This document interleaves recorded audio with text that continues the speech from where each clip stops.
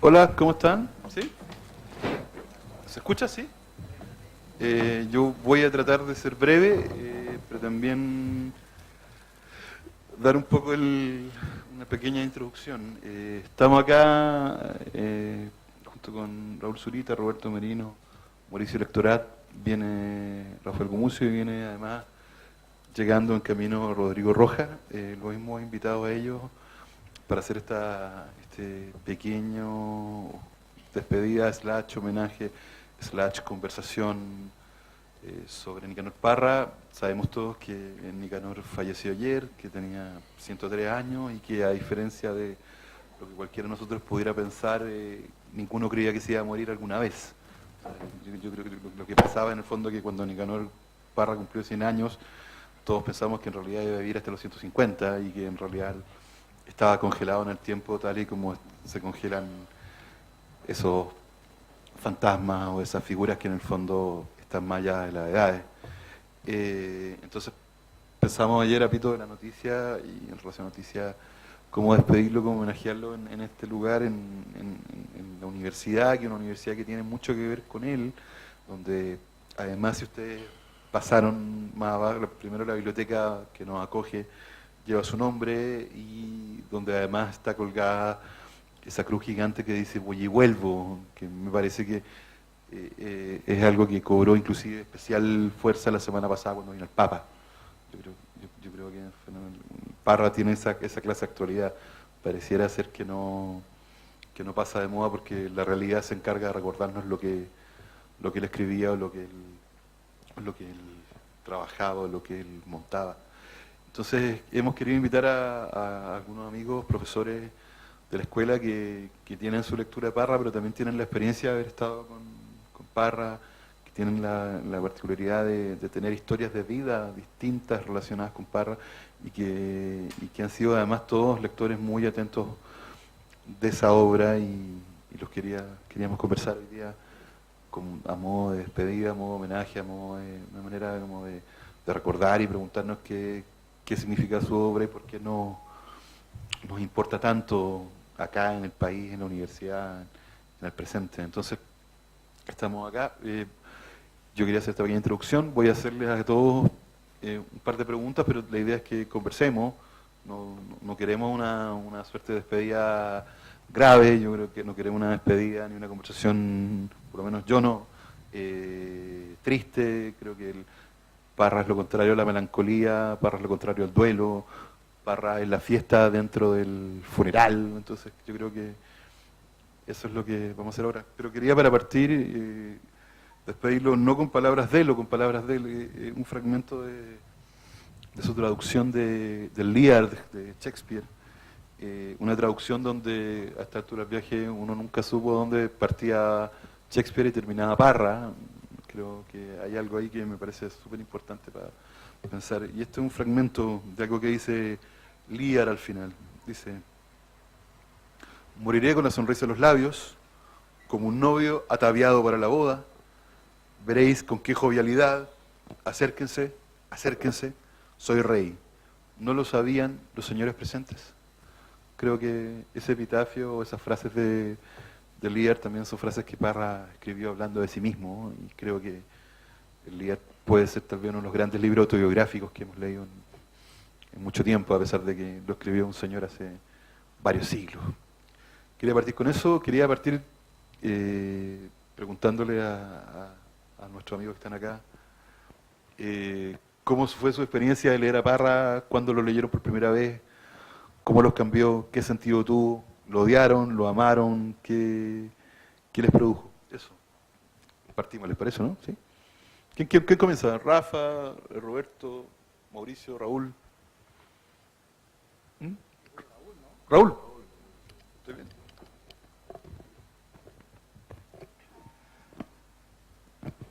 Para que veas que no te guardo rencor, te regalo la luna, seriamente. No creas que me estoy burlando de ti. Tu tío que te quiere, tu mariposa de varios colores, y puedes pasarla a buscar directamente desde el Santo Sepulcro. Es un poema de Parra, te regalo la luna. Entonces, yo lo conocí, lo fuimos a ver con Juan Luis Martínez, a Isla Negra.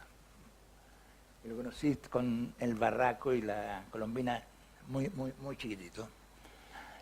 Fue en el año 1972 cuando sacó los artefactos. Y que a mí me causaron una profunda impresión. Y fue una es extraño porque trato de recordarlo ahora, de evocarlo, y la diferencia de los muertos con los vivos es que cuando tú quieres hacer un recuerdo de alguien, son miles de rostros los que se te aparecen de esa misma persona, miles de situaciones, miles de gestos, miles de énfasis. Entonces, mientras tú cuando estás con una persona viva, es ese rostro, es esa cara, el recuerdo hace que todo se entremezcle, ¿cierto? Lo había visto en realidad antes, lo había visto antes. Ahora estoy haciendo recuerdo, en el 72, no, lo vi antes, lo vi en las vísperas de las elecciones presidenciales. Y era un personaje deslumbrante, divertido, y tenía una cierta resiedumbre, que creo que la tuvo siempre, pero tenía una fuerza, un tipo que da la sensación de una fortaleza física, que no es el rasgo más característico del poetaje. Y un poco eso. Yo entré en la poesía de Parra directamente por los artefactos. Me pareció una idea notable. Y le quiero dejar constancia que los artefactos eran profundamente anti-unidad popular y anti-Allende. Y yo pertenecía a la Juventud Comunista y no me importó un pepino. Me encantó el gesto, lo que eso implicaba. Esta idea de que el libro estallaba en miles de fragmentos de como una granada, y que se colaba por debajo de las puertas, como entraba y estallaba. Me pareció genial. A ver, ¿está prendido? Sí. Claro, estaba esa idea como del libro, que eran como las esquirlas de un bombazo, ¿no? Fíjate que una digresión previa, es rara tú mencionaste lo del Papa, esa identidad entre Parra y el Papa que se empieza a repetir en varias circunstancias. Ponte tú sabía que Piñera había aplazado la nominación de los ministros porque la visita del Papa le iba a quitar audiencia, digamos, ¿no? Y justo la pone para el día que muere Parra, ya, primera cuestión. Luego bueno, tiene varios textos, ¿no? En los artefactos mismos dice con el Papa ni a misa, ¿te acuerdas? Luego tiene uno en el cual el Papa habla, que es como una voz dramática. Me contaba la Andrea Lodeiro, que fue su mujer, que una vez le preguntó como por algo muy doméstico, como, puta, ¿qué hacemos de comida? Estaba con unos invitados, premios Nobel de física, no sé qué. Entonces, y Parra le dijo, no se le pregunta la hora al Papa, ¿okay? Que una cosa muy podría ser un artefacto también, ¿no? En verdad es raro preguntar la hora al Papa. Bueno, el hecho es que, no, yo lo conocí como el mismo año quizás, el 72, pero en calidad en los cuadernos, o sea, en los textos escolares, en el libro de Promis, de Hugo Montes, no me acuerdo, uno de esos libros de castellano, que venían, en general venían la parte de los poemas, ¿no? A recorrerme dediqué esta tarde las solitarias calles de mi aldea, acompañado por el buen crepúsculo, que es el único amigo que me queda, que es muy bonito eso, ¿no? Pero también salía esta otra cosa como de los Moais, que era muy extraño para un niño de 10 años, ¿no? En que se preguntaba por la edad de los Moais y al final terminaba diciendo el carbono 14 lo dirá, ¿no? Entonces, ahí ya había una extrañeza inicial. Yo lo conocí de lectura así, Personalmente, bastante poco, un par de veces con él nomás. La primera yo tenía 15 años y por algún motivo de repente iba a la sociedad de escritores, no sé, como para sentirme escritor, digamos, era como no conocía a nadie, era como para dar una vuelta como por el hall, digamos. Y me senté un rato en la noche, era tarde ya, y estaba solo en el hall, ¿no? Y sonó, y alguien golpeó la puerta, y no había nadie que abriera, entonces me paré yo, abrí, y era Parra con una niña increíble, con minifalda, así, pero era como una vedette. Y me dijo gracias, y sería toda nuestra interacción. Ya. Bueno, sí, hay una frase hecha en, quiero decir, que era o fue un lugar común entre los literatosos de este país, que es: tenemos que ir a ver a Nicanor. Todo el mundo decía en algún momento, en alguna cena, tomando cerveza, o sea, no, tenemos que ir a ver a Nicanor, tenemos que ir a ver a Nicanor, o sea, era como una frase que circulaba por, en fin, cualquiera te la decía, así, no, porque es un gran tipo, tenemos que ir a ver a Nicanor. Bueno, yo fui a ver a Nicanor una sola vez, y Nicanor no llegó, o llegó, digamos, como, suponte que yo llegué con un amigo y una polola que yo tenía, como a las 7 que teníamos cita, dijo, sí, vengan como a las 7, el tipo llegó como a las 11 de la noche. Entonces, hablamos un rato, así como, hola, ¿qué tal? Bien, tú, y ya nos fuimos, porque era súper tarde. Allá arriba en La Reina. Y esa fue la única vez que yo vi a Nicanor. O sea, lo vi re poco en realidad. Pero lo leí mucho, sin duda, lo leí mucho. Desde muy chico, como todo cabro chico que quiere ser poeta en este país, querer ser escritor significa querer ser poeta, ¿eh? O sea, eso es una especie de rasgo nacional, de alguna manera, ¿eh? Por lo menos en mi generación era así. Obviamente que descubría a Nicanor, la poesía de Parra, muy, muy chico, adolescente, creo yo, y fue, desde luego, de esos grandes descubrimientos, como la poesía de Vallejo, como la poesía de los grandes poetas de la lengua castellana, perdón, que ha sido hecha en América Latina y no en España. Curiosamente digo esto porque luego más tarde, no mucho más tarde, llegué a estudiar literatura a España, a Barcelona, y me llamó increíblemente la atención que, por ejemplo, en los ramos de hispanoamericana no se examinaba ni se leía la obra de Parra, por ejemplo. Una cosa muy rarísima, ¿no? Entonces eso te hace pensar que hay una distancia sideral entre lo que nosotros latinoamericanos entendemos por poesía, y en particular los chilenos, diría yo, y lo que los españoles entienden por poesía. Son dos cosas totalmente distintas. Y en eso Parra yo creo que es uno de los grandes arquitectos, digamos, de un lenguaje poético absolutamente singular, absolutamente chileno, que está hecho del aula, está hecho de los materiales de lo que se llama la baja cultura, de la canción, del jingle, del spot publicitario, del, qué sé yo, en fin, de la frase hecha, etcétera, etcétera. Y eso Parra lo eleva a la categoría de gran poesía, sencillamente. Entonces, nos devuelve nuestra lengua. Eso es lo que nos dio Parra, nuestra propia lengua elevada, digamos, hecha poesía. Y una lengua es una manera de ser, ¿eh? Una manera de pensar. Esto pensaban ya los filólogos románticos alemanes, pero algo de eso hay. Es decir, el habla chilena, con todos sus tics de lenguaje, con todos sus modismos, con toda su deformación del castellano, por decirlo así, somos nosotros estamos ahí. Y por lo tanto nosotros estamos en la poesía de Parra, sin duda alguna. Y ese es el genio de Parra, claro.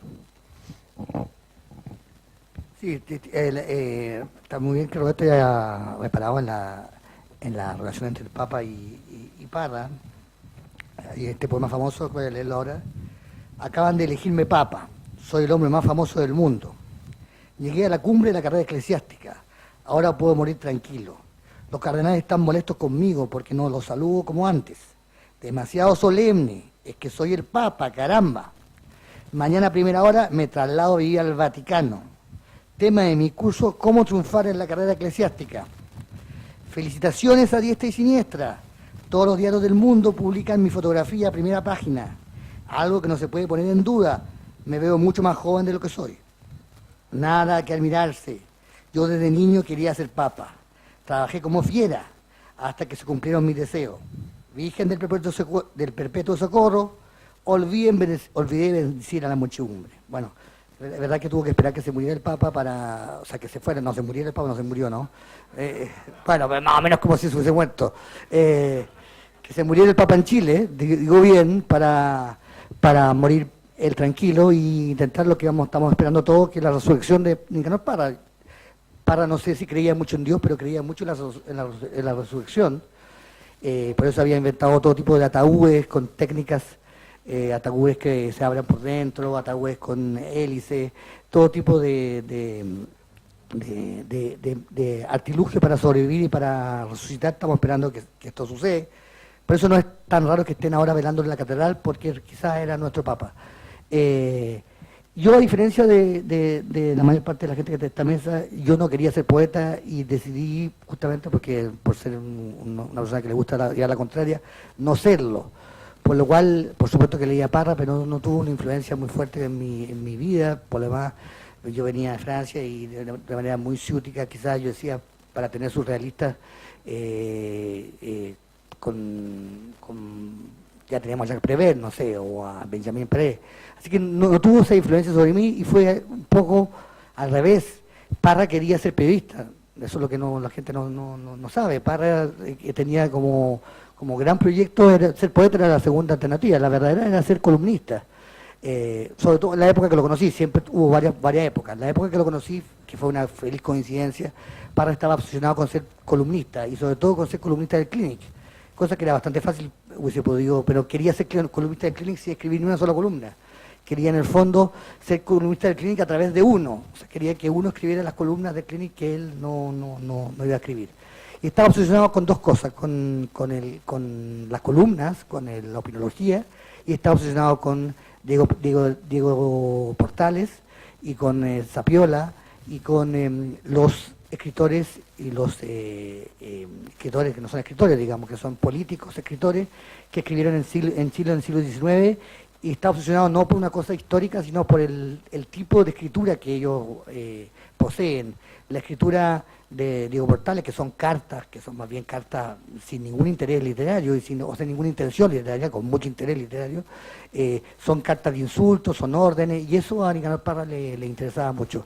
Así que me tocó una suerte muy increíble, que en un momento en que a él le interesaban las mismas cosas que a mí, así que tuvimos como por un par de años, diría 4 o 5 años, de total coincidencia en los intereses comunes. Yo leía en esa época muchísima historia de Chile y muchísimo de estos manifiestos, estas memorias, estos libros como Zapiola, ¿cómo se llama el del sur? Pérez Rosales, el Facundo de Sarmiento, estaba en esa onda y él también, así que hubo una confluencia. Después él cambió de intereses, volvió a Shakespeare y ahí sí que yo me quedé como fuera de su... Ahí tuve que empezar a escucharlo. Antes había una discusión, después una escucha. Siempre muy interesante todo lo que decía, todo lo que pensaba. Y luego de ahí leí su poesía. Y leída desde ahí, desde la conversación, desde la inquietud de su mente, era otra cosa totalmente distinta. Todos esos chistes que los escritores, que los poetas chilenos consideraban como una pérdida de tiempo, como un momento de flaqueza, bueno, ahora se dedica a hacer chistes, se dedica a hacer bandejas, a hacer cosas con objetos. Todo eso, escuchado por él, entendido por él, se transformaba en algo de una potencia infinita, porque no había ningún chiste ahí, había una ecuación matemática. Y así que ahí entendí a Parra a través de Parra. Es quizás por la razón por la que más lamento su muerte, porque creo que es de los escritores que haberlo conocido, haberlo frecuentado, te cambia totalmente su visión de lo que él escribe. Hay otros escritores que pasan al revés, que tú lo conoces y después no quieres leerlo nunca más, digamos, te dicen, pucha, ojalá no lo hubiese conocido. En el caso de Nicanor, yo creo que era alguien que te transmitía sobre todo transmitía, y Raúl y Rodrigo me pueden ayudar en eso, una sospecha con el lenguaje, una sospecha con la escritura que no te abandona nunca más. O sea, tú ya nunca más después de Parra escribes así porque te inspiraste, porque tienes ganas, porque quieres seducir a las musas, digamos. Cuando Parra pasa por ti, incluso como lector, empiezas a sospechar, a pensar, y eso tiene sus cosas buenas como también tiene sus cosas malas, digamos. No sé, Parra ha dado nacimiento a muchos poetas, pero son más los poetas que han muerto por culpa de Parra, más los talentos que, enfrentados a ese nivel de pregunta, no saben cómo escribir. Para mí el ejemplo más claro es Cristian Uneus, que su autografía por encargo la escribe 3 veces, intenta 3 veces escribir su autografía por encargo. Eso es típicamente el resultado de haber pasado por Parra. La obligación de pensar cómo hacerlo. Y toda la obra de Enrique Lihn, un poeta que tenía un talento lírico mucho mayor que el que tenía Nicanor, se tuvo que pasar toda la vida preguntando si tenía derecho a escribir, digamos, o a decir, y cómo decir. Eso es un legado que Parra dejó en la literatura chilena, y yo creo que hispanoamericana, que es esencial. Yo ya no puedo escuchar un poeta, a veces algunos muy buenos, digamos, cuando uno va a Venezuela o países como esos, países o no sé, porque hay muchos poetas en Venezuela, pero que hay buenos poetas en Venezuela, por eso digo Venezuela, no, porque si uno va a Honduras no vale, digamos. No sé, nunca he conocido ni uno. Pero uno va a Venezuela o a México y siempre hay la figura de un poeta que puede ser muy bueno a veces. Y este poeta llega, está vestido con una capa o el equivalente a una capa, y está y empieza a leer su poema y uno inmediatamente le sale el Parra adentro y tiene que buscarle quieren encontrar un peñasco y tirarle para que se baje del escenario y baja el escenario a ver si es tan valiente. También los españoles pasa.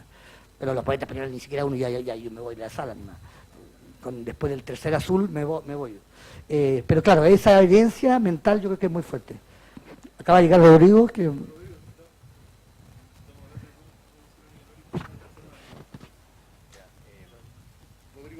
Hola, yo lo conocí el año 2003, yo venía llegando de Nueva York, de unos estudios, me incorporé acá a la Escuela de Literatura Creativa, él había aceptado un puesto de profesor honorario, muy incómodo. Nicanor nunca decía que sí, pero también le costaba decir mucho que no. Entonces, por lo general, en vez de decir que no, te cobraba $1 millón por cualquier cosa absurda. Aquí era una forma de decir que no. O sea, $1 millón el segundo, $1 millón. Después, con el tiempo, se dio cuenta que $1 millón era mucha plata, pero no era algo inalcanzable, digamos, como en la película Austin Powers, cuando él resucita después de mucho tiempo y pide $1 millón y le dicen que es poco dinero. Y él había dicho que no a su manera a la Portales y le dice, mira, yo acepto lo que ustedes me ofrecen siempre y cuando la universidad cambie de nombre. Y quiero que se llame Universidad Pedro, Juan y Diego Portales. En ese entonces el rector era Manuel Montt Balmaceda, que es un señor que puede competir en locura con Parra. Y le dijo, por supuesto, ¿cómo no? Ahora, ese chiste era una clásica movida de Parra, un desafío para ver si alguien estaba a su altura. Pero también lo que propone no era una tomadura de pelo, digamos. O sea, ¿por qué esta universidad se va a llamar Diego Portales? ¿Quién es Diego Portales? ¿Ah? ¿Cómo han procesado ustedes la memoria de este señor del siglo XIX, apropiado por una clase empresarial que apoya, digamos, el libre mercado y que por lo tanto también es heredera de la dictadura? Pero eso no es una frase de Parra, él nunca lo va a decir así directo. siempre te va a invitar a jugar y uno juega, lo celebra, se ríe, aplaude y después se da cuenta que uno termina siendo el monito del circo. Ese es parte de la inteligencia estratégica de Parra. Y segundo, al proponer que se llame Pedro, Juan y Diego Portales, la verdad que ese nuevo nombre tiene mucho más coherencia con el proyecto institucional de esta universidad, que es diversificar las élites, abrirse, democratizarse. Entonces, perfecto, Pedro, Juan y Diego. Entonces, ese era este supuesto humor, que en realidad era generalmente una crítica muy ágil, rapidísima, y uno se subía al carro o no se subía. Bueno, ahí lo conocí. Después, más tarde, no contentos con haberle ofrecido este puesto de profesor honorario, la universidad se le ocurrió transformarlo en el director de la carrera. Y nuevamente él dice, bueno, yo acepto esto siempre y cuando mi puesto no sea director de la carrera, sino que director fantasma. Y por supuesto, nuevamente se le dijo que sí. Durante 2 años figuraba en la página web como director fantasma. Y eso daba pie a simpáticas conversaciones en admisión, porque los alumnos naturalmente preguntaban, ¿qué es un director fantasma? ¿Cuál es su labor acá? Y uno no tenía idea qué responder. Bueno, una figura inspiracional, a veces peligrosa, divertida. Ya, pero ¿qué curso me va a hacer? No, ninguno. ¿Cómo te va a hacer clase un fantasma? Ah, pero él está muerto. No está muerto, etcétera. Y todas esas cosas, digamos, a él lo revigorizaban. Cuando uno le decía, mira, Nicanor, estos son los problemas que están sucediendo, y él lo pasaba muy bien con eso.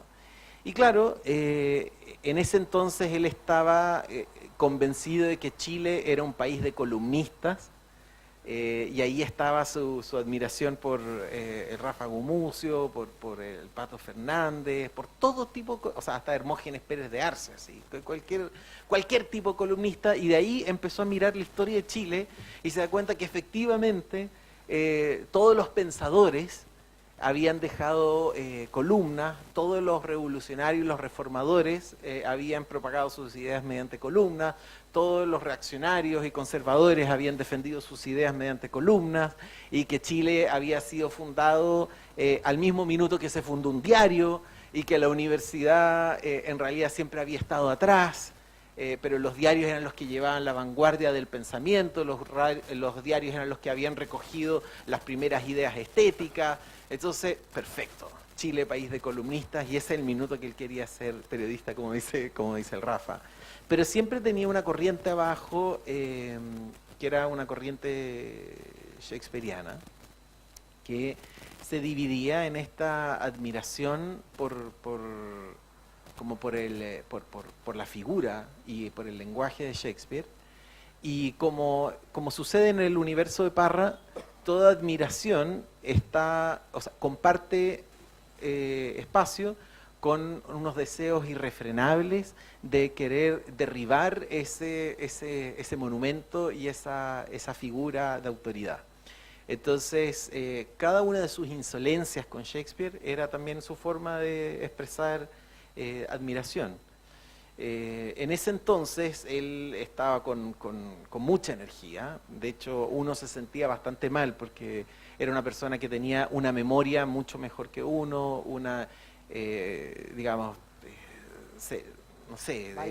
bailaba, claro. Por ahí está Karina, ella bailó cueca con Nicanor. Y citaba una cantidad de libros y saltaba de un tema a otro. Yo lo iba a ver o me llamaba, me decía, ven a verme y el tema que vamos a conversar es el siguiente, y me daba una bibliografía para que yo leyera. Entonces yo estudiaba, pero yo sabía que obviamente eso iban a ser los primeros 5 minutos y que después me iba a tratar de sorprender con otra cosa. Entonces yo también preparaba otros temas y nos molestábamos, y yo lo iba a buscar a Las Cruces, lo traía acá. Y los alumnos salían de las clases, había como una cosa, como todo un desorden en la facultad, y a él le gustaba sorprender, que yo no avisara que él venía. En ese entonces Zambra estaba dictando el curso de Shakespeare, y él tuvo el privilegio y el horror de estar hablando de Hamlet y de repente se abre la puerta y entra Nicanor Parra, digamos. Entonces Entonces eso es quizás lo mejor y lo peor que te pueda suceder. Y ahí, claro, hubo un desafío unos a otros y los alumnos veían este duelo, no sabían si estaba ensayado, si era real. Y claro, esas cosas lo vitalizaban a Nicanor. Y bueno, y después él ya no tenía tanta energía como para que yo lo fuera a buscar. Y aceptó recibir a algunos alumnos en su clase. Ya para entonces yo ya le había, o sea, ya para entonces yo había heredado ese curso y iba con distintos alumnos y bueno, él acumulaba energía y era muy generoso. Hacíamos clase alguna vez en su jardín, otra vez en su terraza, otras veces afuera en la vereda. Y sorprendente, porque yo lo llamaba y le decía, mira, estoy en una micro con 50 alumnos. Entonces él me decía, bueno, me reservo el derecho a decirte que no en el minuto que toques la puerta. Y perfecto, no hay un problema. Esas eran las reglas que había que aceptar de Parra. Todo se podía modificar. Y nada, pero al final decía que no, o sea, decía que no y decía que sí al mismo tiempo. Se asomaba por la ventana a ver cuántos alumnos habían y finalmente terminaba haciendo la clase. Yo me acuerdo una vez que hizo una clase sobre todas las fuentes griegas de Shakespeare y la hizo ahí en la vereda y venían pasando unos turistas y se sumaron a este grupo porque querían ver a Nicanor Parra, se dieron cuenta que Nicanor Parra estaba ahí y estaba hablando, digamos, no me acuerdo, de Plutarco, por ejemplo. Y nada, y entonces y me preguntaban, eran brasileños, esto sucede todos los días, así como, claro, así como que, ¿a qué hora hace su clase diaria en la calle, Nicanor? Bueno, pero esos eran algunos privilegios que tuvimos. Y él se entusiasmaba, bueno, y la última vez que fui, a mí me dio mucho susto, porque era un día de mayo, era muy nublado, hacía mucho frío, yo estaba con parca, todos mis alumnos con parca, él estaba dentro de su living, nos hizo pasar a una terraza, éramos como 50 alumnos, yo pensé que la terraza se iba a derrumbar, y él accede a salir al living cubierto con poncho, con gorro de lana, con bastón, y se pone a hablar un poco de Shakespeare, así como no sin mucho entusiasmo, y no me acuerdo cómo llegamos al tema de la cueca, y ahí una alumna que está acá presente, Karina, decide, sí, yo quiero bailar con Nicanor, y él se da cuenta que, bueno, que están dispuestos a bailar con él, me tira el bastón, se saca el poncho, pero hacía un frío enorme, ¿sí? Ella ya tenía como 101 años, digamos, yo no sé cómo, dije, se nos va a morir acá. Se va a morir bailando cueca en una clase de Shakespeare y yo voy a quedar en la historia así como el profesor que asesinó a Parra. Y nada, bailó y después no había cómo entrarlo de vuelta a la casa porque se prende y se activó la memoria, el entusiasmo, la conversación y nada, pues ese era Nicanor. Esa era la parte pública y la parte más privada era un excelente celestino, muy preocupado de quién estaba con quién. Sabía todo, o sea, un tipo muy enterado de la contingencia, se leía todos los diarios, las revistas, te preguntaba sobre las columnas, cosas políticas, y también entre medio te iba sacando información y te mandaba recados, entonces volvía a Dan Méndez, volvía, no sé, el Rafa o alguien y te decía, oye, Parra te mandó a decir esto. Y uno sabía que también soltó información, entonces cuando todavía llamaba por teléfono, a mí me llama, me dice, mira Rodrigo, ya llevas soltero demasiado tiempo, tú no tienes que estar solo, hay una muchacha que yo quiero que tú salgas, no te preocupes, ella tenía algo con este otro poeta, pero ya eso se terminó, y yo ya hablé con él, y te van a llamar y te van a decir cuándo tienes que salir con ella. Y después me llama este amigo que supuestamente había tenido algo con ella y dice, mira, Nicanor me pidió que por el jueves a las 8 de la tarde fueras a no sé dónde y salieras con ella. Bueno, eso sucedió como hace 8 años, yo sigo con ella. Porque no he recibido instrucciones contrarias. Entonces, claro, una de las bromas era que ahora que la familia está tratando de recuperar la obra, digamos, que anda dando vuelta en Nicanor, yo pensaba que yo iba a tener que devolver la polola. Espero que no. ¿Se escucha, sí? Sí. Gracias. Yo tenía una segunda pregunta. Me gustaría que le contestaran como contestaron la primera, yéndose por cualquier lado y recordando lo que quizás no querían recordar.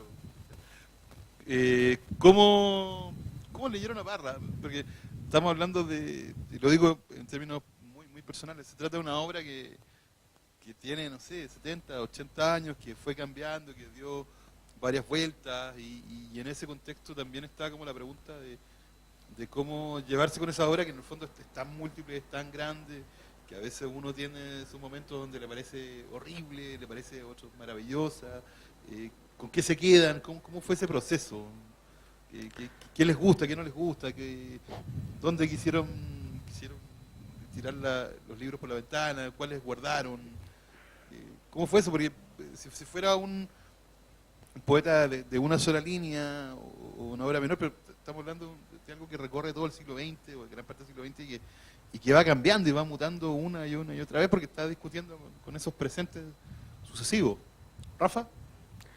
Sí, no creo que vaya cambiando mucho. Yo creo que Parra siempre supo desde el comienzo del gato en el camino, que es un cuento que escribió en los 30, lo que quería hacer. Lo que pasa es que le costó muchísimo atreverse a hacerlo.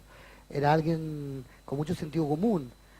La imagen del loco y todo eso, sí, él la cultivó sobre todo al final de su vida, pero era un profesor de la Universidad de Chile, tuvo mucho cargo administrativo, era una persona con corbata,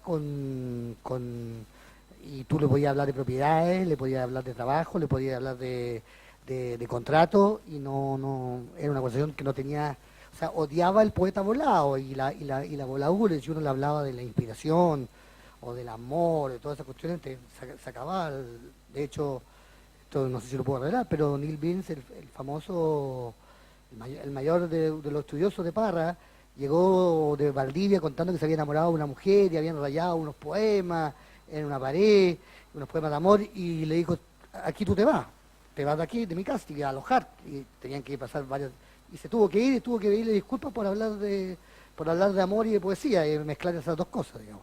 Entonces, yo creo que Parra siempre supo lo que tenía que hacer, y su obra es simplemente el desarrollo de lo que siempre supo, pero se atrevió a decir. Por eso es tan coherente, digamos. Para mi gusto, si estamos hablando de gusto, a mí me gusta mucho, porque nadie nunca lo nombra, digamos, Verso de Salón, que me parece que es el libro más jugado y más loco y más energúmeno de él. Y me gusta mucho porque es el libro que cuenta un poco la clase media. Él hace una cosa muy bonita, que se supone que solo el pueblo tiene folclore, o sea que solo la gente, los campesinos o los marineros o los indígenas tienen folclore y hay que ir con una grabadora a grabarlo. Y nosotros la clase media educada o no tenemos folclore. Nosotros hablamos desde la academia, de lo normal, y no tenemos folclore. Y entonces lo que él hizo en Verso Salón fue ser la Violeta Parra de la clase media, la Violeta Parra de la gente educada, que cree que no dicen cosas, que no creen que no cantan, que creen que no dicen dichos, que creen que no tienen baile, que creen que no tienen folclore. Y lo tienen, digamos. Y entonces está recogido todo el folclore de los años 50, y un mundo que yo conozco mucho y que a mí me gusta mucho, que es el mundo en el que vivían mis abuelos, por lo demás, el mundo de los bares, de esta gente culta que hablaba de Proust en la mañana y en la tarde terminaba con los dientes manchados en vino.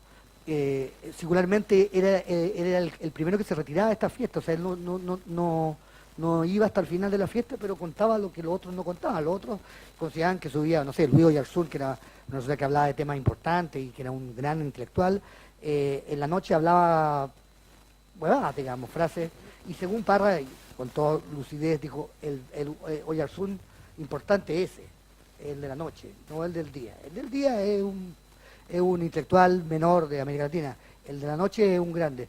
A mí me gusta mucho eso. Y también me gusta muchísimo, creo que para mi gusto la culminación de su obra, son los discursos sobre mesa. En los discursos sobre mesa él encontró un personaje que se llama Nicanor Parra, que es un ensayista, un crítico literario y al mismo tiempo un radical de discursos de provincia, y al mismo tiempo es el público que está pifiándolo. Y está todos esos personajes juntos en el libro de una manera muy orgánica, tanto así que cuando uno cuando él lo lee, que yo escuché varios leídos por él, uno no entiende la profundidad del mensaje y cuando uno los lee, digamos, le lee escrito, y ese fue uno de los logros de la editorial Diego Portales, porque no lo quería publicar. Él pensaba que no era mejor que se leyeran una vez y se perdieran, digamos. Eso fue, y para darle los créditos a todo el mundo, fue Vicente Nurraga, mi editor, el que se empeñó en que Parra transformara eso en libro.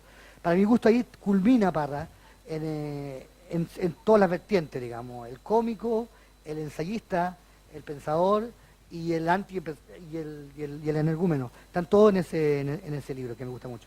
Pero sí, yo lo diría. Ahora, mi pregunta es a Raúl y a Rodrigo y a Roberto y a Mauricio también, que todos ellos han incurrido en la poesía. ¿Cómo sobreviven a eso, digamos? Debe haber sido bien heavy tener a eso encima. No sé, me gustaría que me lo respondieran en algún momento. Mauricio. Sí, yo creo que, a ver, ¿Puedes pienso, responder ¿qué pasa? ¿Cómo? Voy a responder a los dos.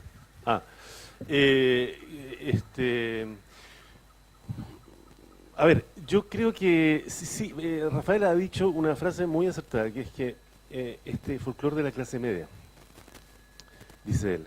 Efectivamente, el folclore de la clase media es el aula. Es el aula, es la conversación. Y entonces, lo que quería yo decir es que en un texto ya del año 47, en esa antología de Hugo Zambelli, y que es una antología absolutamente prescindible en la historia de la literatura chilena, salvo por un prólogo que Parra, o sea, un párrafo en realidad, que Parra, digamos, cada poeta tenía que hacer un parrafito, digamos, explicando su poética, su etcétera, etcétera, su concepción de la poesía. Y la de Parra ha pasado a la historia porque ahí ya Parra dice que le interesa más la perspectiva del periodista, del novelista como estudioso de la realidad social, que la del poeta. Y cuando dice poeta, entiéndase poeta lírico, ¿ya? Entonces, el interés de Parra por la lengua, por el folclore de la clase media, por el folclore urbano, en definitiva, por la conversación, es muy genuino y muy digamos, original, ¿no? Desde un comienzo hasta ahí. Pero hay otra cosa, que es que, ¿por qué le cuesta a Parra? Porque en realidad, creo yo, había un poeta cuando Parra aparece, comienza, ¿verdad?, a trabajar, a escribir en los años 40, qué sé yo, ¿verdad?, y antes, y ese poeta era Neruda. Y la sombra de Neruda era terriblemente alargada. Neruda era el poeta de Chile, no era solo el poeta de Chile, era el poeta de América Latina. Hasta el día de hoy tú vas a París, tú vas a España, tú vas a donde, y te dicen Neruda. Neruda es el gran poeta de América Latina, con razón o no, ¿eh? Después todo se puede discutir, claro, pero esa estatua enorme y muy variada por lo demás que se construyó Neruda, ¿verdad?, era la sombra y la estatua con la que Parra tenía que lidiar si quería hacerse un lugar real en la poesía chilena. Él sabía, porque Parra es muy astuto, es muy sagaz, es un gran poeta, sin duda, pero además tiene esa cosa ladina del chileno campesino, esa cosa astuta, esa cosa rápida, ¿verdad? Y sabía muy bien que para perdurar, para hacer algo en la poesía, o ser alguien en la poesía chilena, él tenía que, no sé si derribar, pero en todo caso levantar una estatua tan grande como la estatua que tenía Neruda en este país, ¿no? Entonces, ahí hay una estrategia, ¿ah? Y yo creo que en eso Parra es un maestro. En eso Parra es un maestro, porque todos aquellos que siguen la vía lírica, ¿no?, que siguen a Neruda, digamos, desaparecen con la estela de Neruda, desaparecen desaparecen en su estela, como las gaviotas se van desapareciendo en la estela de los barcos, digamos, ¿no? Él sabía que tenía que hacer otra cosa, una cosa radicalmente distinta, y esa cosa es el folclore de la clase media. Exactamente, esa cosa es la conversación, esa cosa es la lengua hablada, ¿verdad? Y ahí está su grandeza. A mí la pregunta de Álvaro, yo no tengo una preferencia, no descarto nada en la obra de Parra, la leo, digamos, por igual. Sí, me gusta mucho volver a esos primeros poemas y antipoemas porque me parece que ahí además él marca un territorio, ¿no? Y porque tiene un lado obviamente lírico todavía, de poeta, por lo menos lector, ¿verdad? De García Lorca, lector de Neruda. Parra y Neruda eran amigos, ¿eh? Neruda le tenía mucho respeto, y Neruda lo alentó, lo promovió, etcétera, etcétera, hasta que Parra, obviamente, se transformó en Parra, claro. Y hay otra cosa, una última cosa que quería decir, es que me parece, yo hago una relación, yo veo un territorio común en esta cosa del humor chileno, tan propia de Parra. Un territorio común entre varios viejos, fíjate, que tienen lo mismo, ¿no? Es como una generación de alguna manera, porque ahí está Parra, pero también está el cine de Raúl Ruiz, si ustedes se fijan bien, es el mismo humor, un humor muy parecido, ¿no? Está la conversación, el discurso y hasta la pintura de Roberto Mata, ¿no? Está la oralidad desatada de José Miguel Vara, ¿no? Entonces hay un territorio común ahí, creo yo. Y en eso Parra sí es extremadamente grande, porque lleva a la poesía una cosa que es profundamente chilena, que tiene que ver con esta gestión de lo real, ¿ya? Y que se dio acá de una manera muy potente, que es una especie de surrealismo criollo, por decirlo así, pero surrealismo de vida real, o sea, una manera de gestionar la realidad sencillamente, ¿ah? O la relación con lo real a través del lenguaje, etcétera. Y yo veo esta cosa, me parece muy singular en ese sentido de Chile, fíjate, porque se da lo mismo, ¿verdad? Yo creo en cine con Ruiz, en poesía con Parra, en pintura con Mata, claro, exactamente, y en novela con Vara, ¿no? Eso me parece extremadamente singular. Bueno, no me largo más porque... Roberto.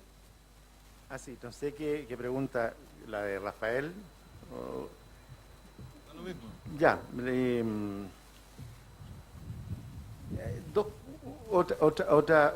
otra digresión. Es increíble como ciertos momentos tan fugaces, no sé, de la televisión, de repente pueden inscribir en la mente de alguien un nombre para siempre, porque estaba pensando que el nombre de Parra a mí se me fijó y me hice conciencia de que era alguien a quien tenía que por lo menos averiguar quién era. Una vez, el año 70, le dieron el premio nacional a Carlos Droguet, que era un gallo bien resentido y era como pesado, ¿no?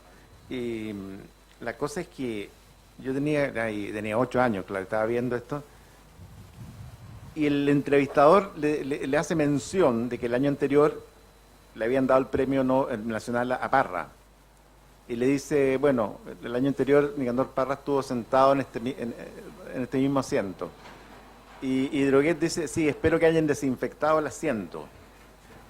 ¡Pam! ¿Qué pasa acá, digamos? ¿Quiénes son estos gallos, no? Y el nombre de Parra quedó como gráficamente impreso para siempre a partir de ese momento. Respecto a si fue una especie de influencia asfixiante para la generación a la que supuestamente yo pertenecería, sé que me parece que no, que al contrario, me parece que hay poetas que cierran caminos y otros que son como polinizadores, digamos, y que te dejan la sensación al terminar de leer sus libros que te dejan el entusiasmo, te transfieren la energía como para emprender su propia cuestión, digamos, ¿no? Que necesariamente es diferencial a eso, no es una réplica. No recuerdo haber hecho réplicas de los poemas de Parra que me fascinaron a los 15 años. No, también siempre como de admiración, en ambos casos, hasta donde yo pude ver, y de conciencia de que estaban haciendo un trabajo paralelo, distinto, diferencial, pero de algún modo emparentado, en espíritu emparentado con el de Parra. ¿Te fijas? Era como una colección de cajas de herramientas, al fondo. Claro, exactamente, sí, exactamente. Entonces, te fijas, Parra no me parece que en ese momento no pretendía cerrar los caminos ni ocupar todo el espacio. Por algún motivo a Neruda siempre se le vio así, ¿no? Como el tipo, como el poeta total, digamos, ¿no? Y me parece que quizás para la generación anterior a la nuestra, o sea, para los tipos del 50 puede haber sido más complicado respecto a Neruda, cómo salir de ahí, ¿no? Bueno, pero Parra inventó cómo salir de ahí, Bueno, precisamente. a eso quería llegar. Él abrió el camino. Exactamente, claro. Era como una especie de demoledor y despejador un demoledor, ¿no? Demolición, claro, y despeje, digamos, ¿no? Raúl. Yo no estoy tan de acuerdo con lo que han dicho. Creo que ese clima de conversación, de diálogo, de conversación en los bares, es todo el clima que precede, que acompaña el ascenso del movimiento popular chileno que está a punto de conquistar el poder con Allende. O sea, se produce una cosa bien impresionante. O sea, Neruda, el lenguaje de Neruda es captado, por así decirlo, por el movimiento popular, y Neruda le da una retórica. Todos los discursos de Allende están marcados por la figura de Neruda. O sea, la poesía de Neruda desborda la poesía para integrarse profundamente a la vida. Entonces, la reacción de Parra es también una reacción política, por así decirlo, que se quiebra también un poco con el golpe. Ahora, se quiebra porque la sensación que queda es que se hizo de tanta conversación, que fue de tanto discurso, que fue de tanta retórica inflamada. Entonces, la influencia de Neruda es súper radical. Entonces, hay mucho más de lo que podemos estar conversando ahora. Es una influencia, porque está metido en las raíces de la historia, ¿no?, contemporánea de Chile. O sea, ese movimiento popular coapta a Neruda y Neruda a su vez le da un lenguaje. Entonces, creo que por ahí hay que ver, te fijas un poco la irrupción del lenguaje del habla, de la cotidianeidad, como una reacción en un momento que están en juego ideologías, están en juego cosas sociales bastante profundas, están en la víspera de una grieta que va a ser tremenda. Yo escribí cosas que usted le dijo a Parra de todas las formas. Lo he amado, lo he detestado, pero lo he amado. Pero yo creo que el Parra más problemático es el Parra programático. El Parra que quiere seguir una doctrina. Porque el Parra, para mí, alucinante, es aquel Parra que se desborda, que que desconoce sus propias reglas. Por ejemplo, cuando hace esa suma, cuando alcanza realmente casi el delirio, por así decirlo. Mientras el parra programático, el parra que llega a las cosas como con un programa, me parece más débil y que se sostiene mucho menos. Por ejemplo, yo estuve en el año 85 en Uruguay, con unas pocas veces que Nicanor Parra fue para afuera. Y fue un asunto bien entre cómico y dramático, porque íbamos a un encuentro de poesía. A Nicanor Parra no lo invitaban porque le habían hecho una campaña feroz afuera. Entonces, yo fui con él y ahí vi la cosa del ecologismo, porque había una delegación de poetas cubanos con Fernández de Román, una delegación de poetas nicaragüenses, sandinistas. Entonces, en un momento dado, empezaron lo acorralaron, y Parra sacó la teoría de la ecología y salvó fantásticamente. Entonces, era por supuesto representaba la astucia, la inteligencia, la rapidez, pero no es, creo, la zona más importante. No es el soliloquio del individuo, no es... yo comparto mucho los versos de Salón. No es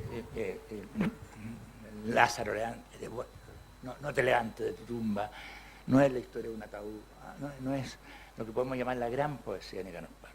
Y eso se puede ver, porque en comparación con su hermana Violeta, que es de una universalidad que está creciendo cada día más. Y no es programática. O sea, es la poesía como arte que tiene 2800 años. Entonces, es una historia, son milenios. Entonces, yo creo que Nicanor Parra, la gran apertura es precisamente lo que sí se decía, que logra poner algo frente frente al tanque nerudiano, y que él mismo reconoce, mira, tiene una relación conflictiva, pero finalmente dice, señores lectores exigentes, a propósito de Neruda, la cordillera de los Andes también es dispareja. O sea, Neruda es Neruda. Entonces,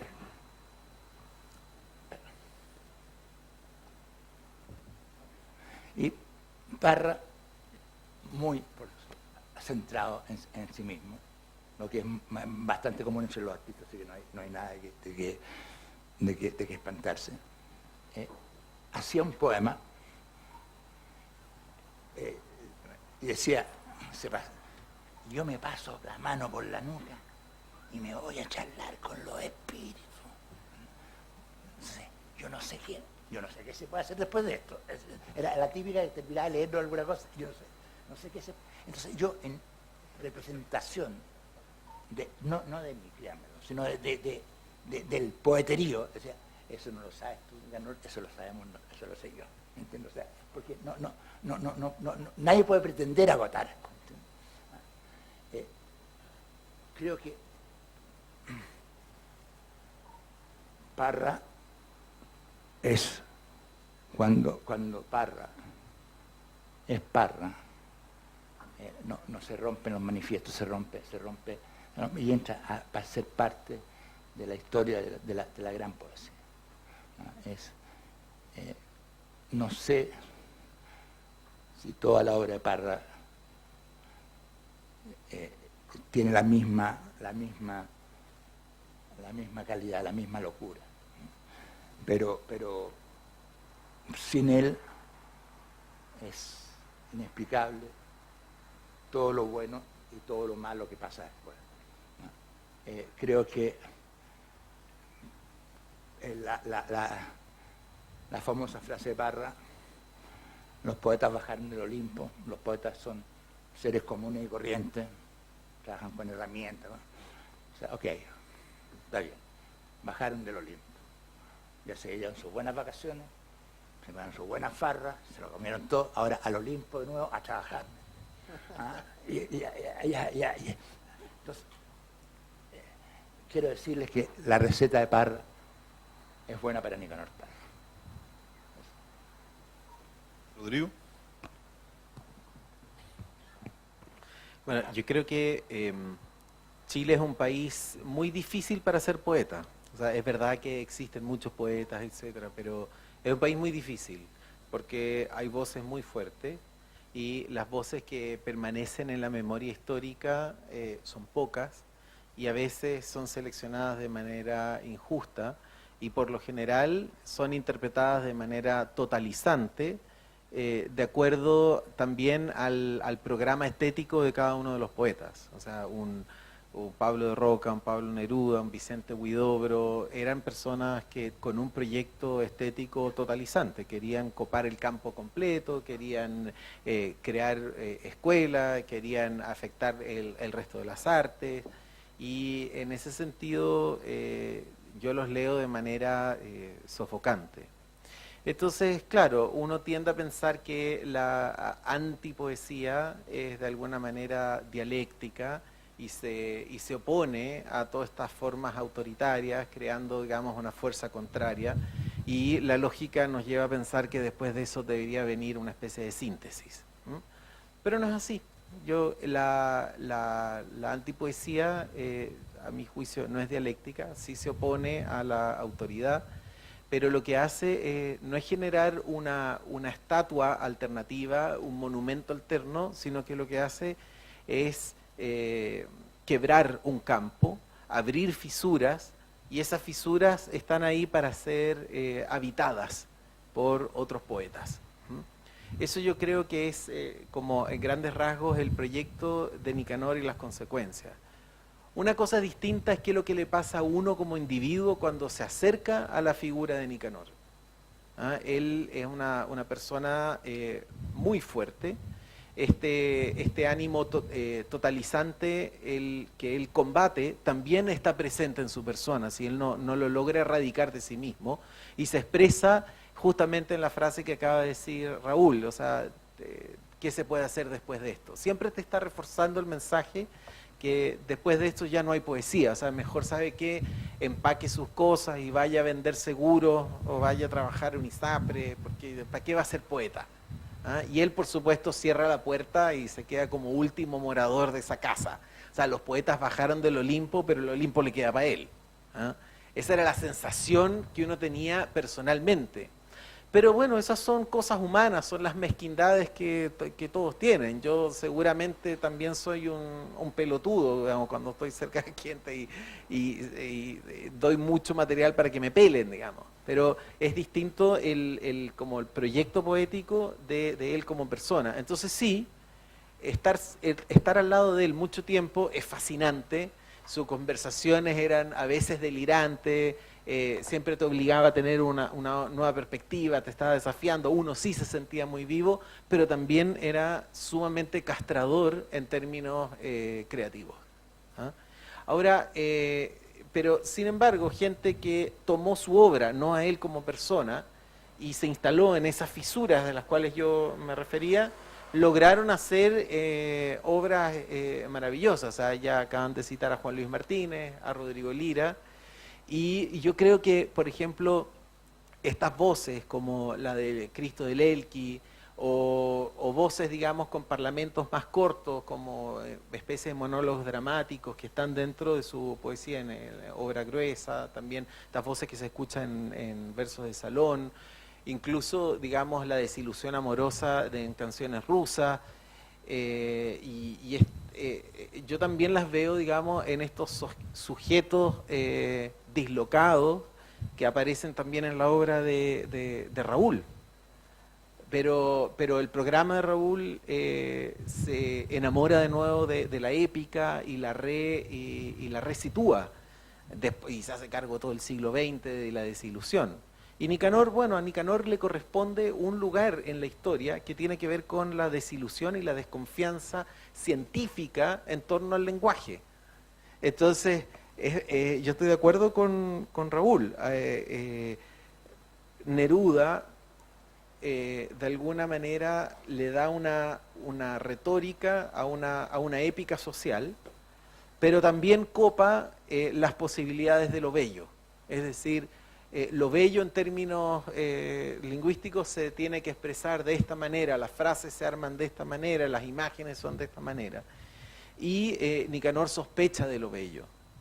Sospecha. Entonces hay una cosa, quizás digamos, no sé si es que lo habrá echado ese poeta por estar enamorado de la poesía, y más bien es como creer en la belleza, creer que la belleza se puede expresar, digamos, en forma laboriosa, con un lenguaje, digamos, engastado como joyería. No, la belleza se descubre en estado natural, en el jardín, en lo que alguien dice, y todo lo demás son pretensiones y hay que sospechar porque esas pretensiones sirven para generar poder y ese poder se utiliza a través del lenguaje para someter a otros, para coartar la libertad de todos.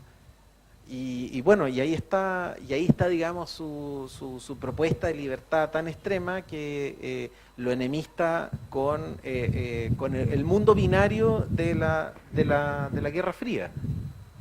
O sea, por eso no es aceptado ni por la derecha ni por la izquierda, porque no va a seguir ningún programa, salvo su propia libertad individual. No sé, yo creo que también por eso prendió también en Estados Unidos en los años 70 y principios de los 80, digamos. También por esa, o sea, es la época en que empiezan a llegar todos los poetas de Europa Oriental, arrancando de la esfera soviética, también tratando de recuperar una tradición poética y una libertad de pensamiento, y esto mezclado, digamos, con la última ola de los beatniks. Entonces ahí yo creo que en inglés esta poesía tan racional, tan sarcástica, y se traduce muy bien en términos culturales, y por eso también es tan apreciada. Pero eso mismo también lo hace alejarse del Nobel la primera vez que lo postula, digamos, que lo postulan. Quizás la vez que ha tenido más apoyo, digamos, internacional también, porque parecía que tenía un programa, digamos, anti-izquierda. Y yo creo que por eso él trató de sacar como se adelantó y sacó este discurso ecológico, también siempre buscando nuevas fisuras, diciendo, mira, esto no es una cosa de blanco, negro, equivocado o correcto, sino que están las contradicciones son parte de la tensión de cualquier obra creativa, son parte de la vida de cualquier ser humano, y hay miles de caminos que explorar. Yo no sé si es que ese vendría a ser el Parra programático o dogmático. Yo creo que su único dogma, y el que yo personalmente lo consideraba asfixiante, era esta sospecha absoluta de la belleza, porque es muy desolador, es muy árido. Gracias. Una última pregunta, más bien breve, para dar el pie a un par de preguntas del público, para seguir con la conversación. Apito del fallecimiento de Parra ayer, apito la visita del Papa, apito de las elecciones de los últimos meses, es como si la realidad se hubiera transformado en un poema de Nicanor Parra. O sea, yo creo, o sea, es una lectura. En general, es como si la poesía de Parra hubiera, en cierto modo, predicho o prefigurado el delirio del presente. O sea, ver las noticias parece ver cualquier, no sé, ver televisión, digo yo, o leer el diario, parece un mal o bueno, un mal poema de Parra en ese punto. ¿De qué nos sirve Parra ahora? ¿Con qué se quedan ahora? ¿Qué piensan ahora en este momento que nos vamos a llenar de homenaje y como este, o vamos a hacer una lectura retrospectiva que yo creo que en las próximas semanas va a ser súper intensa, y luego ¿qué va a quedar? ¿Vamos a seguir utilizando esas herramientas? ¿Nos van a servir para leer los 4 años que vienen? ¿Para leer los 4 años que pasaron? Yo sigo pensando que un poco lo que decía Roberto, como que había ahí una colección o una caja de herramientas para leer la realidad, una caja de herramientas que excedían, en cierto modo, la poesía. No sé qué vuelta le pueden dar ustedes a eso, si tienen alguna idea, si lo han pensado estos días. Rafa, Mauricio. Bueno, a él le interesaba mucho la realidad, lo que llamaba RR, la realidad real. Y evidentemente cuando uno le interesa la realidad se parece a lo que a uno le interesa. O sea, no es tanto que vivíamos en un poema de Parra, sino que Parra escribía sobre cosas como estas, digamos. Y las sintetizaba, y los buenos escritores, los grandes escritores son los que llegan al significado de las cosas y de alguna forma nos obligan a entenderla a través de su terminología, digamos. No sé, la teoría de la gravedad, la ley de la gravedad existía antes de que alguien la decretara. Solo en Chile existen las cosas existen cuando la ley la decreta. En el resto del mundo las leyes solo nombran cosas que ya existen. En Chile la ley de gravedad, antes de que alguien escribiera la ley de gravedad, no había gravedad, pero en otras partes no es así. Sí, yo creo que sí, de alguna forma, el Parra que yo conocí, que fue el de los años 90, fue un Parra triunfante, en el sentido de que las ideologías, o la falta de ideología, o sea, el mundo le había dado la razón, y mi generación estaba de acuerdo con él, en el sentido de las contradicciones, la falta de épica, mi generación, incluso en torno a la Unidad Popular. Para mí siempre me dolía sentimentalmente su visión de la Unidad Popular y de Allende, me sentía herido en lo personal, digamos, pero estaba totalmente de acuerdo con él en línea gruesa, digamos. Y el Clinic y este ambiente de sátira, el Instituto de Estudios Humorísticos, que él fue el que lo nombró así, y del que también era director, se me olvidó decir eso, que también era director del Instituto de Estudios Humorísticos, entre varios cargos más. Todo ese mundo, él vivió lo suficiente para verlo, en contra de Neruda, en contra de Luis Arzún, en contra de todos los que creían en algo, los que creían en el comunismo, en la filosofía, en el cristianismo. Él llegó a un momento de apoteosis y ahí fue cuando consiguió tener 100 años, y el centenario de Parra no fue solamente una celebración de alguien que lleva 100 años, sino que fue también la victoria ideológica del partido parriano, digamos, la derecha y la izquierda unida jamás serán vencidas.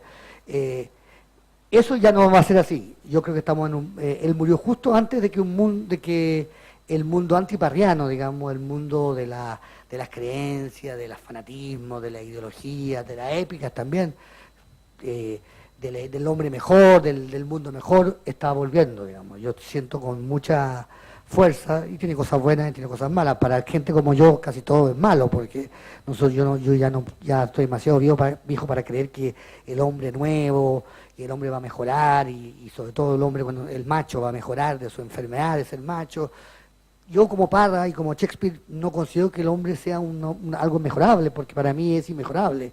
Y para mi gusto los defectos de los seres humanos son lo mejor que tienen, digamos. Y yo no creo en el mal, no creo en el bien, no creo en la belleza, no creo en el absoluto de ninguna especie. Yo creo que los hombres son defectuosos, y que Ricardo III y es tan interesante como Hamlet, y que Hamlet es tan interesante como Polonio, y que todos tienen que hablar, digamos. Eso es lo que quería Parra, vivir la construcción sin conflicto. Lo que estamos viendo hoy es gente que quiere vivir en el conflicto para evitar sus contradicciones. Y eso es lo que uno ve, es decir, yo soy feminista, pero ¿por qué lo haces? Porque así no me pregunto nunca qué he hecho yo. Tú eres un abusador, tú eres un hijo, tú eres una mala persona, ¿y tú? No, y tú es lo que no quiere. Entonces, creo que Parra, por suerte ya no estaba en combate, pero yo creo que Parra está volviendo al mundo de los años 60, 70, donde, y eso es lo que le pasaba con los versos salón, tiene razón, veía a esta gente con grandes discursos, con grande arenga, y después iba al bar y decían lo contrario. Es lo que Raúl Ruiz también retrató de manera maravillosa en su película. Yo creo que el mundo de hoy para los parrianos va a ser muy duro. Viene un invierno muy largo y muy complejo, en que cualquier persona que demuestre contradicciones, que demuestre ambigüedad y que no le parezca malo, sino que le parezca un tesoro, digamos, que le parezca que mientras más cosas distintas tenga y contrarias tenga es mejor, lo va a pasar mal. Y si Parra fuera joven lo pasaría mal, como lo pasó mal casi toda su vida. Solo tuvo un momento, creo yo, de gloria desde el 91, o sea, del 98 hasta hasta el centenario en que Parra tenía razón. O sea, claro. Mauricio. Bueno, Rafa ha hecho un diagnóstico terrorífico, o sea, estamos entrando en la era, en la glaciación del espíritu, del pensamiento. Yo no veo esa especie de... No, en fin. Yo creo que Parra va a quedar, por supuesto que va a quedar, porque ya está. O sea, que se haya muerto ayer es un accidente, digamos, un mero accidente. Pero Parra ya está en nuestra lengua, está en nuestra cabeza, está en nuestro lenguaje, está en nuestra memoria, está en nuestro corazón, por supuesto. Como está Neruda, como está la Mistral, como está... En fin, incluso si no leemos poesía. Pero la izquierda y la derecha unidas, no hay ningún chileno o ciudadano avecindado en Chile que no sea capaz de completar ese verso. Como no hay ningún chileno ni ciudadano avecindado de Chile que no sea capaz de decir, puedo escribir, ¿qué? Bueno, ese es un país formado por la poesía. O sea, aunque no sepamos que estamos recitando Neruda o a Parra, están ahí. Por lo tanto, lo repito, Parra ahora está en su ataúd, en la catedral, después estará en alguna parte, está lo mismo donde esté, pero ya está, ¿no? Eso es una cosa. Lo otro que yo quería decir es que quizá para comentar un poco lo que decía Rafa, pienso que en realidad yo pienso que no hay un solo escritor, no hay un solo poeta, un solo novelista, un solo narrador, en fin, que pueda no creer en la belleza. Yo creo que eso no existe. Yo creo que sí, lo que pasa, y lo que pasa con Parra concretamente, es que inventa otra belleza. Desplaza la concepción de belleza, de bello, de qué es lo bello en literatura. Esto ha pasado a través de la historia sistemáticamente, así se mueve la historia de la literatura, ¿no? Parra baja la belleza de ese Olimpo, la instala en la mesa, en la sobremesa, en la conversación, en la calle, en la canción, en el, qué sé yo. Es una belleza nueva, ¿no? O sea, Rimbaud hizo lo mismo, ¿no? Baudelaire hizo lo mismo en su momento, etcétera. Entonces, esto hizo Parra. Bueno, y por otra parte creo que en esa belleza parriana, esa cosa árida que decía Rodrigo, yo pienso que lo que él percibió muy bien, con mucha sagacidad, con mucha intuición, es esta cosa que llamamos la posmodernidad, ¿no? O sea, quiero decir, justamente la pérdida de influencia de los grandes relatos, ¿no? Como dice Lyotard, o sea, el fin de la gran épica del comunismo, del paraíso sobre la tierra, el fin también de la épica religiosa, el fin también de la épica de la lírica, digamos, ¿no? La absoluta relativización de todo, ¿no? La pérdida de influencia, ¿verdad?, de la institución en general, la institución literaria, la institución política, la institución familiar, la institución eclesiástica, ¿no? Probablemente esté volviendo, pero yo creo que de otra manera. No sé si peor, yo creo que hay bueno, en la posmodernidad en que vivimos, ¿verdad?, hay grandes reservorios de premodernidad, de gente que no ha pasado ni siquiera por la Ilustración, ¿no? Aquí en Chile los tenemos aquí muy cerca, digamos. Los tenemos en los Estados Unidos de Trump, los tenemos en la Francia de Le Pen, los tenemos, en fin, eso es así. Pero en fin, para terminar, yo creo que Parra está acá, digamos, Parra está con nosotros y en nosotros, digamos, o sea, no, quiero decir, esa es el valor de un gran escritor, y ese es el valor de la literatura. O sea, estamos hablando acá, estamos reunidos hablando de Parra, esto quiere decir que la literatura no ha muerto, y esto quiere decir que si la literatura no ha muerto, la belleza de alguna manera existe, sin duda alguna. Roberto. Oye, algo muy breve, nada más para terminar, es que me había quedado pensando en este deseo de Parra de ser columnista, de lo que hablaba Rafael. Y me pareció advertir ciertas similitudes, o sea, ciertas similitudes de intereses con Edwards Bello. Pensaba en verdad, a raíz de la pregunta tuya, Álvaro, respecto a qué va a quedar, no sé, yo creo que hay ciertos autores a los que uno volverá siempre, porque hay algo cifrado ahí respecto a nosotros mismos. Y me parece que uno de ellos es Edwards Bello, que uno lee Crónica del año 36 y parece que estuviera hablando de hoy día mismo, ¿no? O sea, tiene un extraño espejismo temporal, ¿no? Hay una extraña actualidad en crónicas que fueron hechas hace mucho tiempo. Raúl Ruiz es lo mismo, ¿no? Uno descubre cada vez que lo ve y lo repasa ángulos para mirar la propia realidad, incluso la realidad íntima, digamos, ¿no? Y Edwards Bello tenía una preocupación por la retórica y por quién tomaba la palabra. Tiene muchas crónicas sobre discursos, ¿no? Y le causaba mucha irritación cierto lenguaje ampuloso que se usaba como estrategia verbal, digamos, ¿no? Este tipo, la frase, por ejemplo, las fuerzas vivas del país están intactas, le causaba irritación profunda, ¿no? Que era esa frase como, bueno, ese tipo de herramientas que tienen los políticos, ¿no? Para salir del paso de alguna pregunta, ¿no? Cuando dicen, no, lo importante es esto, no es lo que me está preguntando, sino esto otro. Que es como tirar, es como la cortina de tinta del pulpo, digamos, para desaparecer, o cortina de humo, digamos. Entonces Edwards Bello y Parra, fíjate que tienen hay un vínculo ahí, al menos en relación a ciertas preocupaciones, ¿no? No, es que también para la generación, recuerdo Enrique Lin también tenía una distancia total con Edwards Bello, ¿eh?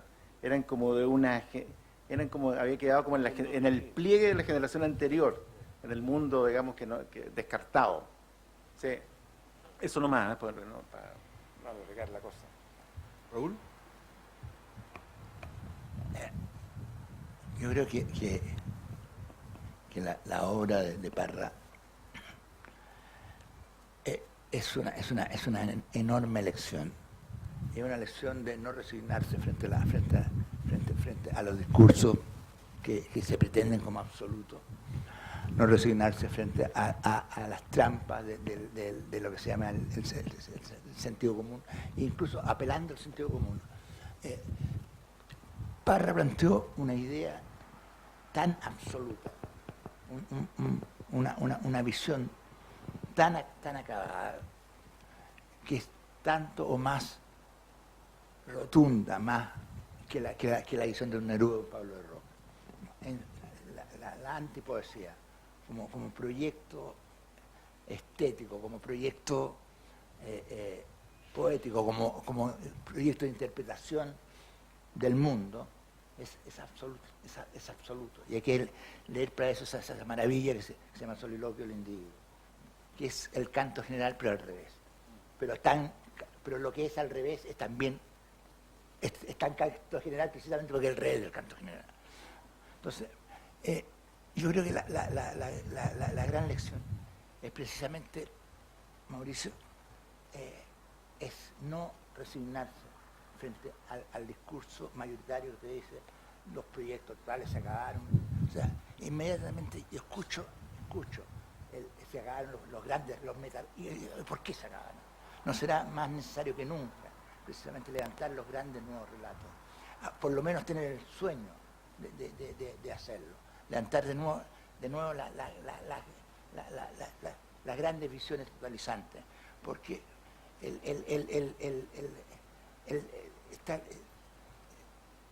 lo contrario es la excusa del fragmento.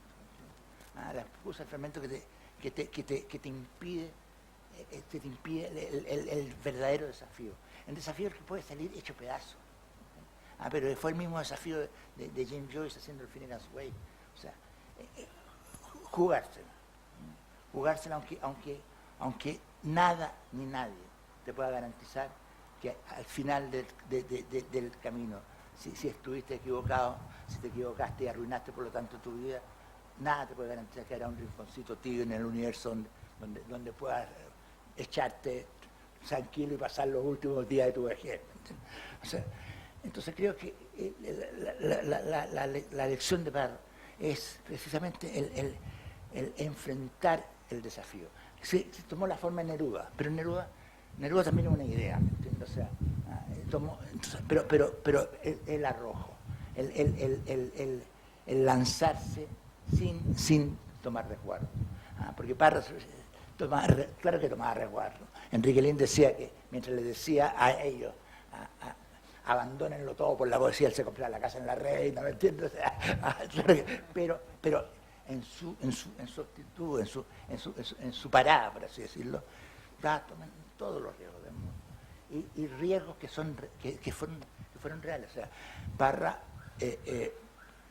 apostó por una mirada de la chilenidad de los chilenos, que le significó también la no comprensión de ese centro bastante pero de los poetas españoles, de gran parte de la poesía mexicana. La poesía que es mucho más retórica, mucho más entonces corrió riesgo extremo. Y con esto no quiero decir que haya que plantear obras grandiosas, puede ser lo mínimo, puede ser. Hay un poema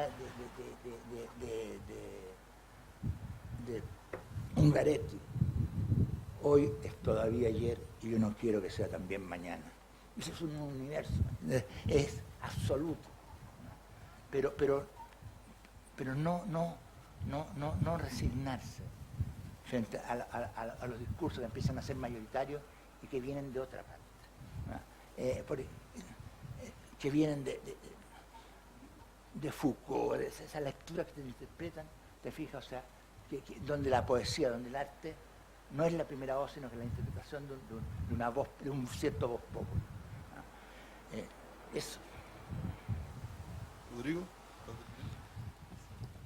Muy breve, solamente yo me sumo a lo que acaba de decir Raúl, o sea, la independencia de Parra incluso nos permite resistir hasta el extremo escepticismo, porque el escepticismo también pasa a ser una voz mayoritaria y un deber ser. Todos los deberes seres de alguna manera restringen la libertad.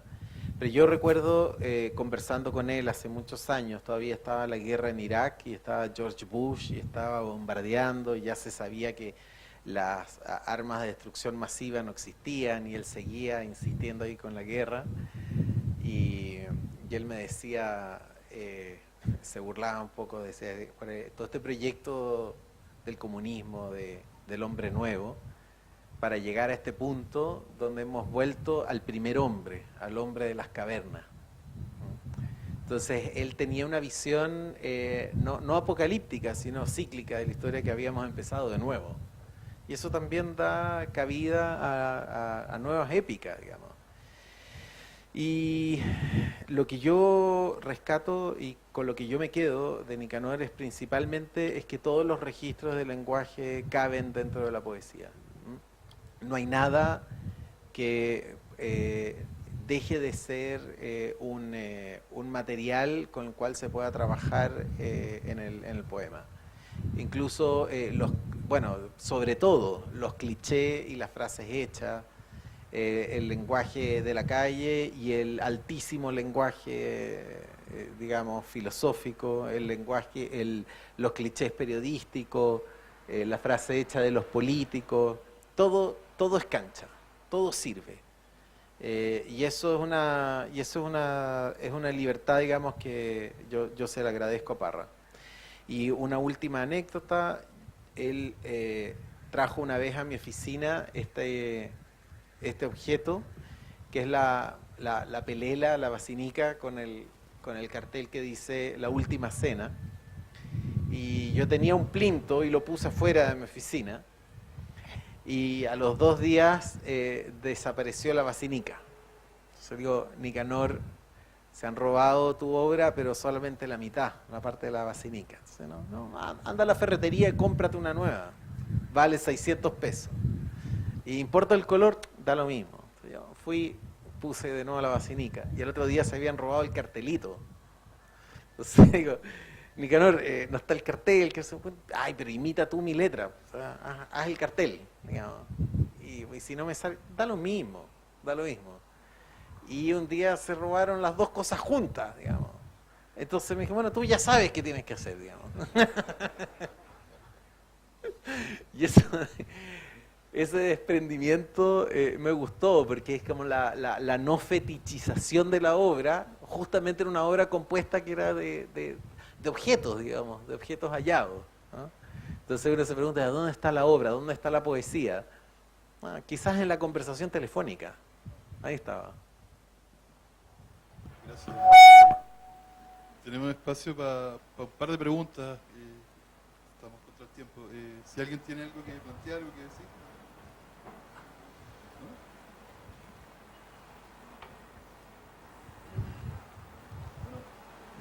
Bueno, Creo que ha sido- Parra era un maestro como consejero sentimental. ¿Sí? Impresionante. Sí, Sí, celestino, solidario. Yo estaba en Uruguay con él y estaba en una ruptura estaba muy destrozado. Entonces me dijo, la explicación de la Ilíada. Cuando un hombre se da con la mujer de otro, arde Troya por los 4 costados. O sea, la Ilíada entera, ¿me entiendes? O sea, y después me dijo, no te preocupes. Sí, la mujer del mismísimo Che Guevara se fue con el cocinero a la guerrilla. Era un tipo increíble, o sea, yo tengo millones de recuerdos, de anécdotas, porque había visto todos los colores, de todo, desde todos los ángulos de la afectividad, te fijas. O sea, entonces era un Jean de Fremis, del consultor sentimental del Tarín. Muy impresionante, eso es lo que quería decir. Queríamos terminar acá, ¿les parece? ¿No? Un aplauso.